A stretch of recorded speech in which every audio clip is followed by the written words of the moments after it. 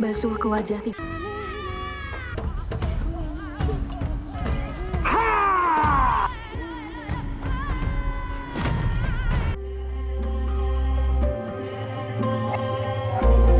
এই যে গ্রামটি দেখছেন, এই স্থানটার নামকরণ করা হয়েছিল মৃত্যু গর্ভের গ্রাম।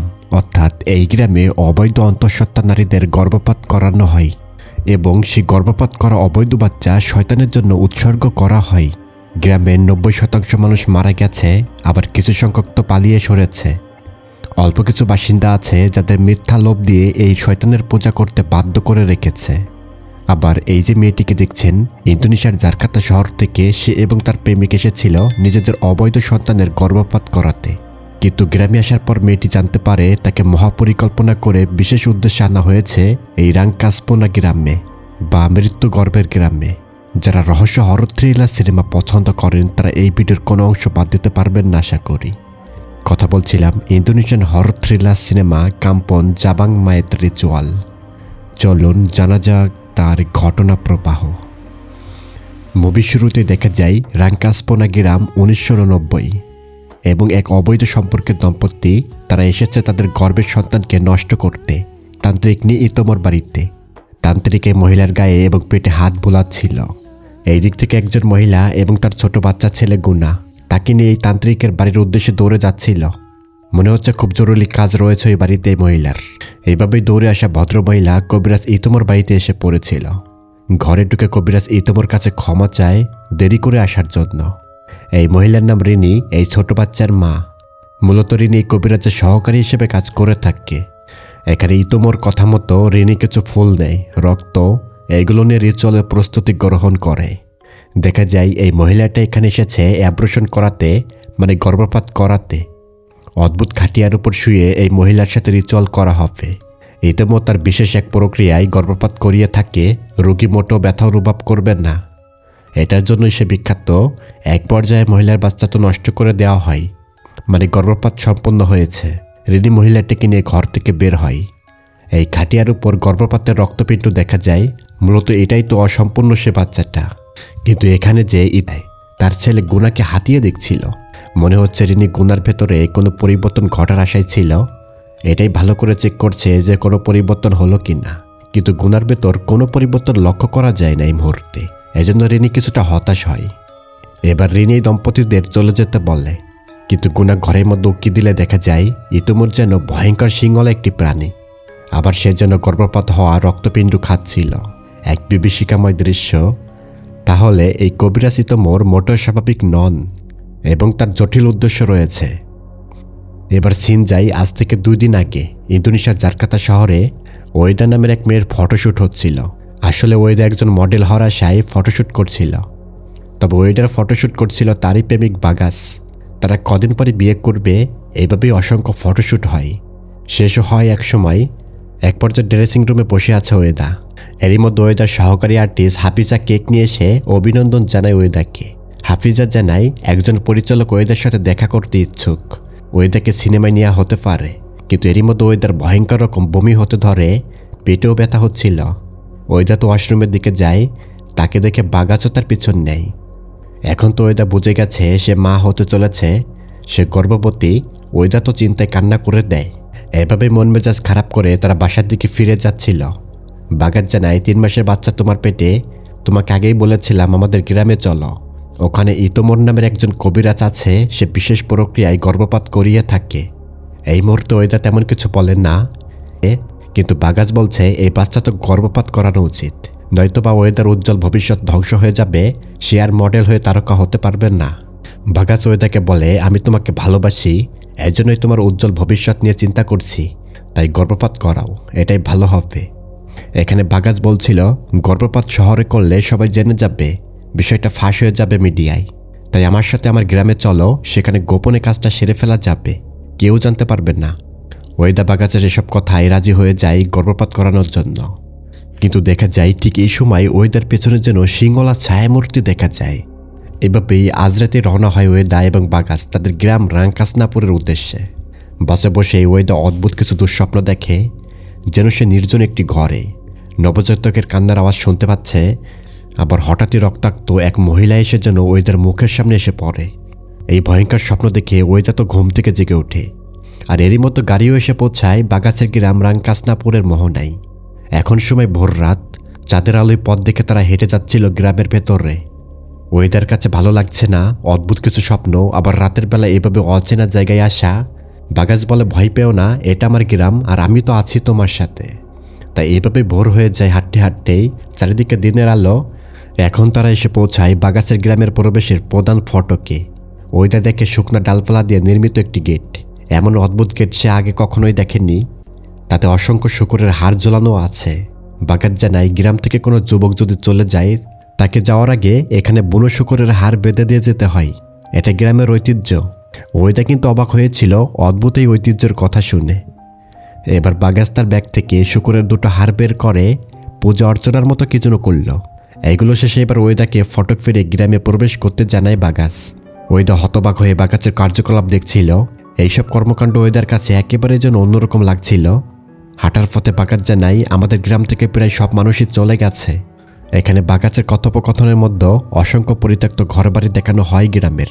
নাকি মারা গেছেন বাগাস যখন ছোট ছিল। এবার বাগাস ওয়েদাকে সারপ্রাইজ করতে উপহার বের করে।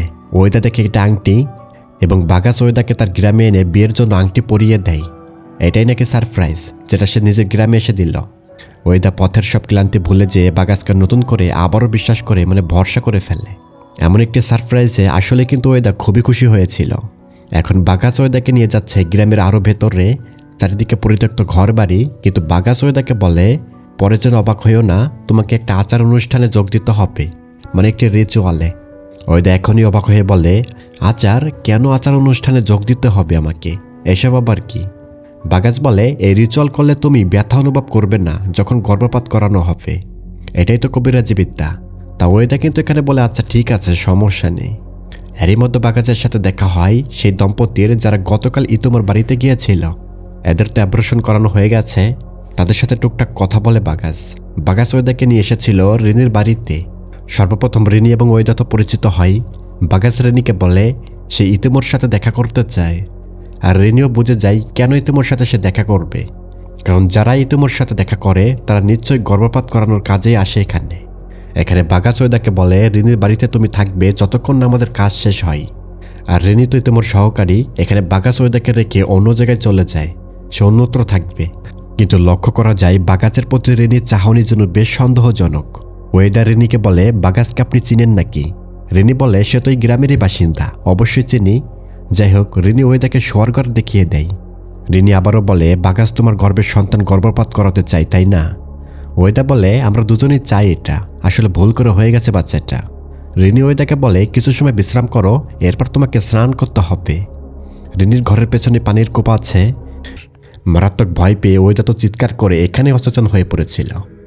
এরপর ওয়েদার চেতনা ফিরলে সে নিজেকে আবিষ্কার করে ফাঁকা ঘাসের একটি ময়দানে। ওয়েদার সামনে দাঁড়িয়ে আছে গুনা। কিন্তু ওয়েদা এখানে এমন একটি ভাস্কর্য দেখতে পায় যা সে কোনোদিনও দেখেনি। এটাকে দেখুন, এই মূর্তিটা যেন বসে আছে মাটির মধ্যে গেড়ে। তার পা দূরে মুখটা ভয়ঙ্কর রকমের হা করা, দেখতে আসলে ভয়ঙ্করই মনে হয়। এর মধ্যে এখানে তান্ত্রিক ইতোমরকে দেখা যায়। গুনা ইতোমরকে দেখে কিন্তু ভয়ে দৌড়ে পালিয়েছিল।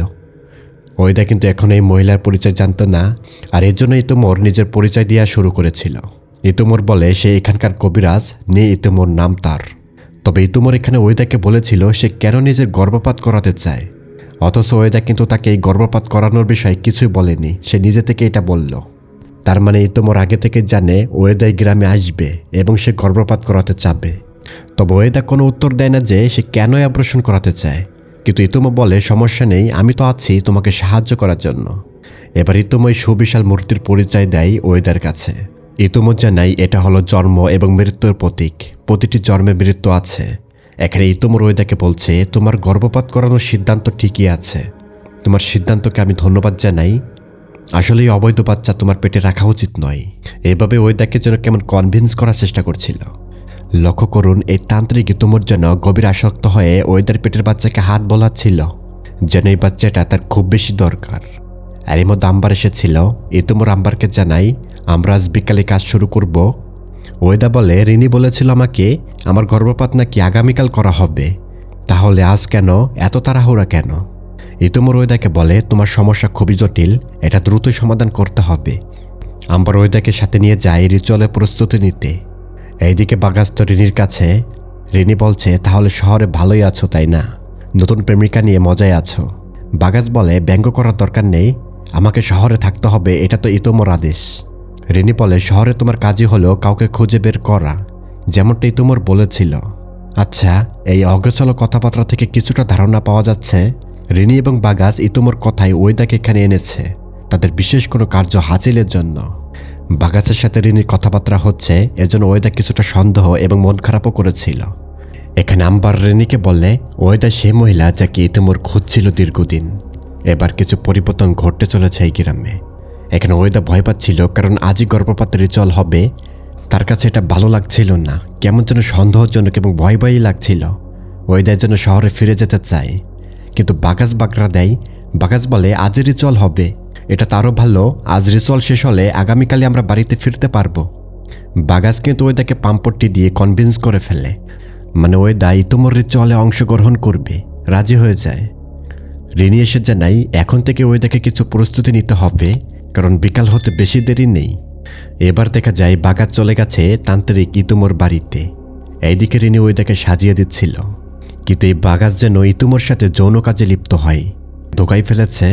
মূলত ইতোমর কথা মতোই বাগাস ওয়েদাকে খুঁজে তার সাথে প্রেমের অভিনয় করে এবং ওয়েদাকে গর্ভবতী করেছিল, এবং সেই গর্ভের সন্তানকে ইতোমর হাতে তুলে দেওয়ার জন্যই বাগাস ওয়েদাকে রাঙ্কাসনাপুর গ্রামে নিয়ে এসেছে। এই সবই ছিল তাদের একটি মহাপরিকল্পনা।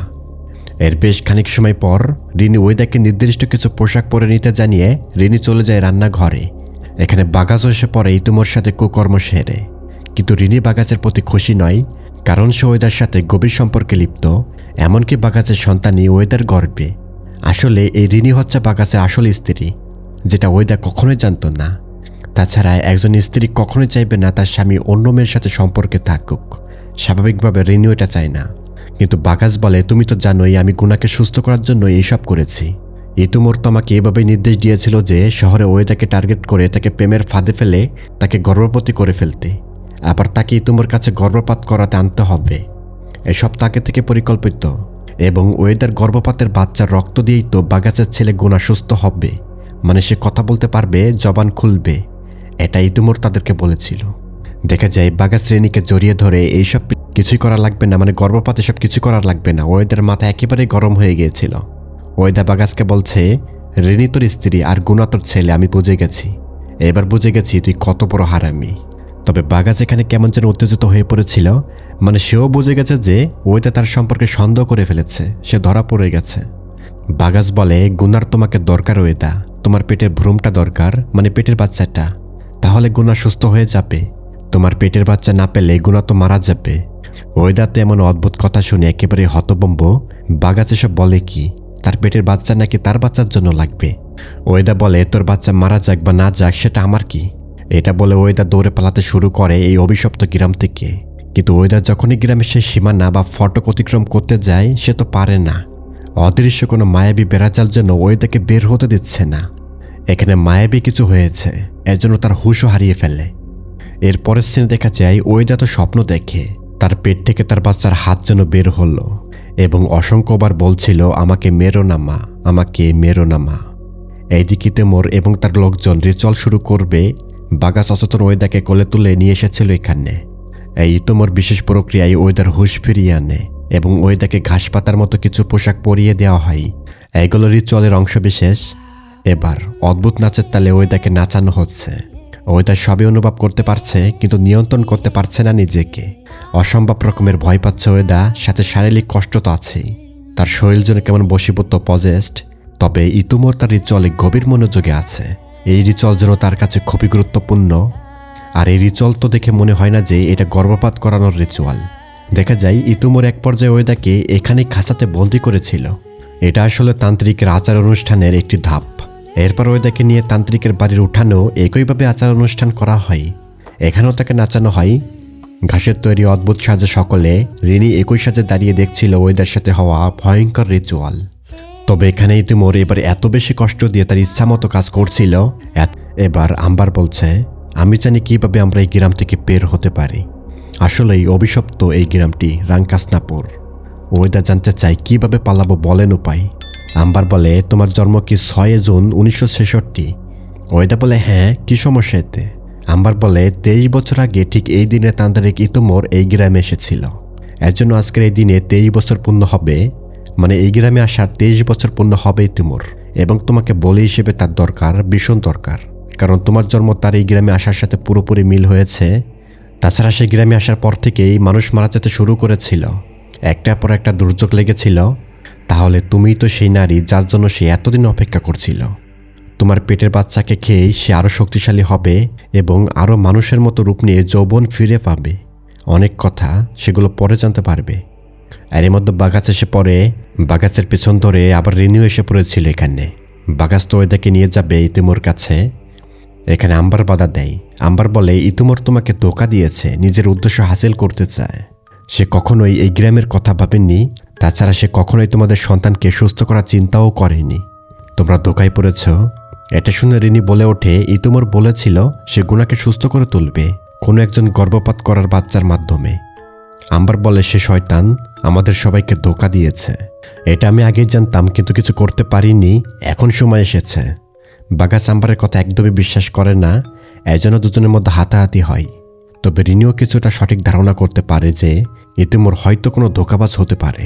সে বাগাসকে বলেছিল, আম্বার যা বলেছে তা আমার কাছে সত্যি বলে মনে হচ্ছে।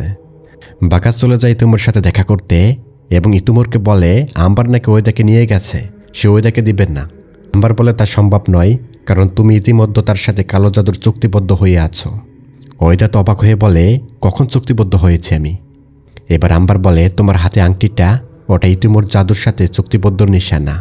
এবং রিনি যেভাবে গোসল করতে বলেছিল তুমি কিন্তু সেভাবেই গোসল করেছিলে, মনে আছে নিশ্চয়ই? বাগাস কিন্তু আংটিটা পরিয়ে দিয়েছিল ওয়েদাকে। এখানে আম্বার মাটি খুঁড়ে শুকরের হাড়ের মতো অদ্ভুত একটি চাকুর মতো কিছু বের করে। এটা দিয়ে নাকি আঘাত করতে হবে ইতুমোরকে, তাহলে সে ঘায়েল হবে। এদিকে ইতুমোর প্রচুর ক্ষিপ্ত হয়ে আছে। রিনি এবং বাগাসকে বলা হয়, যেখান থেকে পারো ওয়েদাকে ধরে আনো, আজই আচার অনুষ্ঠান সম্পন্ন করতেই হবে, সময় চলে গেলে কোনোই লাভ হবে না আমার। এবার রিনি সাহস করে বলে ওঠে, এই রিচুয়ালে কি সত্যই আমার ছেলে গুণা সুস্থ হবে, নাকি শুধুমাত্র আপনার নিজের কোনো ফায়দার জন্য এসব করছেন? ইতুমোর অবাক হয়, এই প্রথমবার তাকে কেউ সন্দেহ করল। বাগাসও রাগ করে রিনিকে, কেন ইতুমোরকে সন্দেহ করা হলো। এখান থেকে রিনি তো রেগে মেগে চলে যায় গুনার কাছে, কিন্তু দেখা যায় ঘরের মধ্যে ইতিমোর হাতের ক্ষতস্থান দিয়ে কালো ধোঁয়ার মতো বের হচ্ছে। এটা ইঙ্গিত করে যে ইতিমোর শক্তিতে প্রভাব ফেলতে যাচ্ছে যদি ওয়েদার পেটের বাচ্চা সে না খেতে পারে। এদিকে আম্বার ওয়েদাকে নিয়ে এসেছিল ভাস্কর্যের কাছে।